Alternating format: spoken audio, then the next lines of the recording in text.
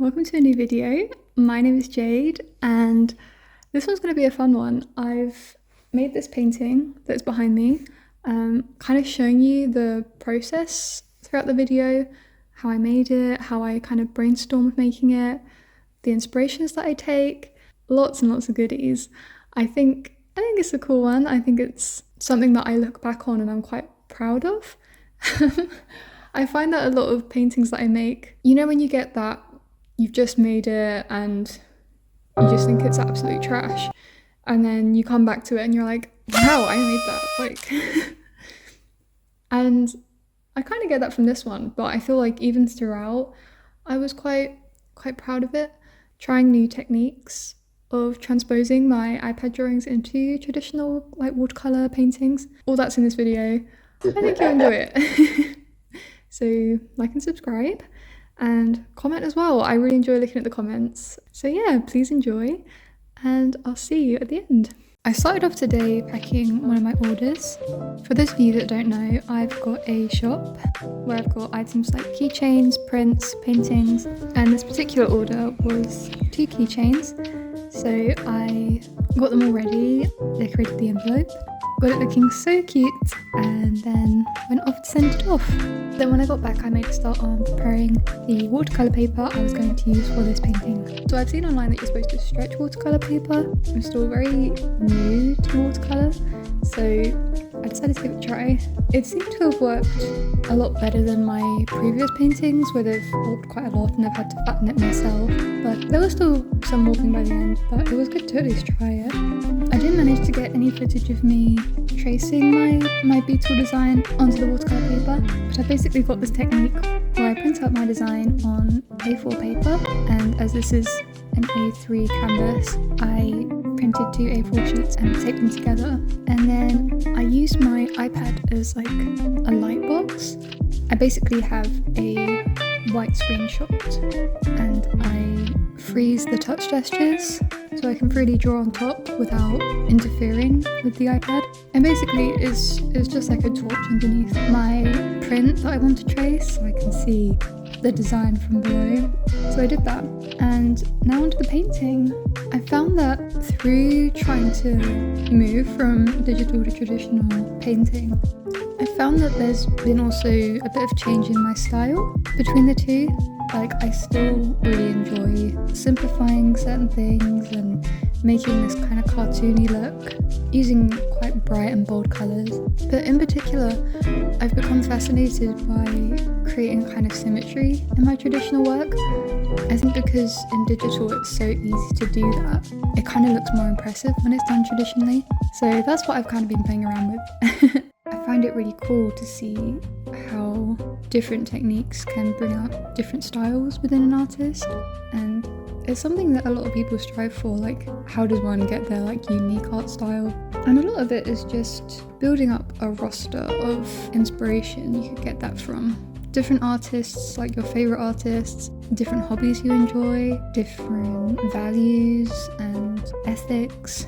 You know, there's so much that kind of strings a tapestry of one's art style, because at the end of the day, your art style is just little bits and bobs that you kind of pick from other media that you then kind of make your own unique thing from it. It's why you can't really force an art style. You can just try different things, see what you latch onto, and once you have the foundations of drawing, that's when you can start thinking about art style and kind of trying different things. And it just takes time and practice, to be honest. Like, I've been properly drawing since I'd say around 2016, so that's like, oh wow, that's like 8 years. So that's 8 years of just fully trying to hone in what I want to say in my art, what I want to feel with my art. I feel like a lot of the times I just want to create really feel good, really bright and endearing work, and I hope that comes through. I still feel very much at the beginning of my art journey, and even now I've been through so many iterations of art styles, but this one in particular that I've kind of found myself doing with my traditional work, it's slightly different than my digital work even now, but I'm really enjoying it. I feel like there's a good harmony between the two. Okay, so this is the second day. I have my frame here and I'll show you. I got it as big enough for this painting, but it's got this like aperture thing, so I'll get rid of that. But it's like a little bit too big. Let me show you. So that's how big the painting's going to be in the frame, and I kind of want to do something around it, and I have an idea. Let me see how it goes. But I'm thinking of putting little insects around the frame, just kind of adding more colour, making it look more interesting. So we will try that. I'm quite proud of the painting actually. I think it went really well, and I did it a couple days ago now. And usually when I do a painting, I look at it, I'm just like, this is disgusting, but this one I'm actually quite proud of. Like looking back at it, like looking at it now, I feel a lot more confident in how it's looking. So yeah, so that's the plan now. I'm going to get the frame out of its packaging and start making some bugs to go around it. But yeah, I'll keep you updated. See you. One thing that I did want to point out to you guys, it's a really cool resource to have on hand, basically called PureRef, and whenever I'm looking for inspiration, kind of gathering pictures, it basically just creates this window where you can culminate all your images, and it just kind of floats above everything, so it's always there, it's always in reference. I find it a godsend. I basically added a reference photo to the iPad. You can easily do that by going to Canvas, Reference, and then you can choose your image that you want to put on. So I took a screenshot of the PureRef I made and added it to here. So we've got that. Another quick thing, if you go to your settings, Canvas, and you go to Drawing Guide, I've basically made an A4 page, and in the 2D grid you can change the grid size. So I've done 1 centimetre, so all these squares are 1 centimetre, and so I measured the frame and figured out that each bug would have to be around 5 centimetres max. I'm going to draw a square, just so I have a rough template of how big I want each sketch to be, and I think I'm going to try and make them symmetrical all the way around this frame. So figuring out a good layout, let me draw it out. Butterfly one in the middle. I also want them to be symmetrical, so butterfly at the top, butterfly at the bottom. I love this little moth guy here. So this little moth guy. So I'm gonna try and draw him just underneath this one. I've got this like spiral bug here, and he might look quite cute on the corners. And then I'm gonna add 2 bugs either side of the butterfly. Just figuring out which bug I like. I've already got a beetle as the main subject, so maybe we'll do some snails. Or I do like this woodlouse here. He's cool. It might be cool to have the snail just do something a bit different. I'll do him quite small. My gorgeous drawing right here. So this is the plan. Now I'm gonna make the rough size of each bug. I'm gonna measure my frame again, figure out the maximum size I can use. Or actually, to be fair, it's 40 centimeters. So let me do my maths.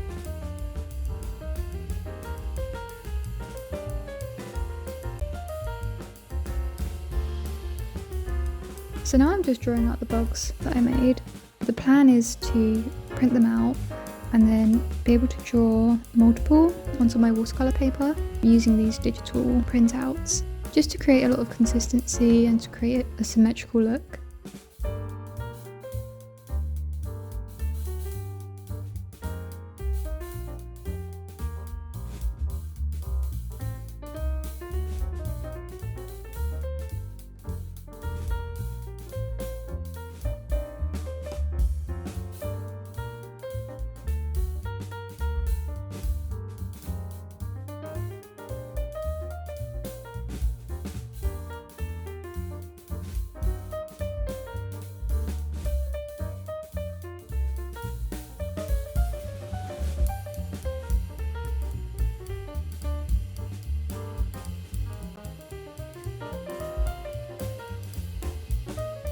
Now I'm just painting them all, and I really appreciated making this painting. I feel like taking more time to make the different elements, figure out a proper layout, it helped me to step back, and through filming the process, it kind of allowed me to enjoy the steps along the way.